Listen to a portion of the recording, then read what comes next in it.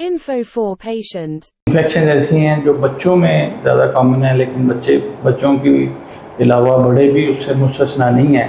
वो है worm infestation, यानी कुछ कीड़े ऐसे हैं जो उस जगह पे जो वाइट वर्म्स होते हैं, ठीक है, उस जगह पे हों तो वो खारिश की बाइस बनते हैं। कुछ बीमारियां ऐसी हैं थोड़ी सी जो डेंजरस, वो खारिश के साथ तो नहीं प्रेजेंट करती, लेकिन आगाज़ में शायद उसमें एक एलिमेंट हो सकता है, वो जो कैंसर टाइप के हैं, मेलिग्नेंसीज हैं, वो भी इन्वॉल्व कर सकती हैं। सर, क्या ये खुद एक बीमारी है या किसी और मर्ज़ की इलामत है?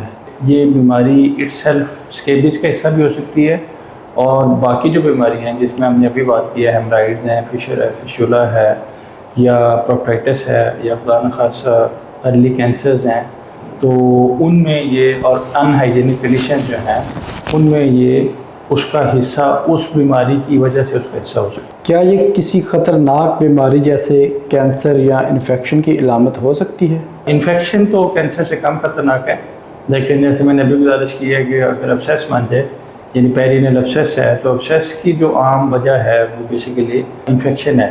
इन्फेक्शन जो खाने के रस्ते के अंदर ग्लैंड्स होते हैं, जिनको पेरिनेल ग्लैंड्स कहते हैं, ग्लैंड्स की इन्फेक्शन हो तो वो अब्सेस बनती है, और अब्सेस से पेन भी बड़ी स्वेर होती है और उसमें खारिश भी हो सकती है।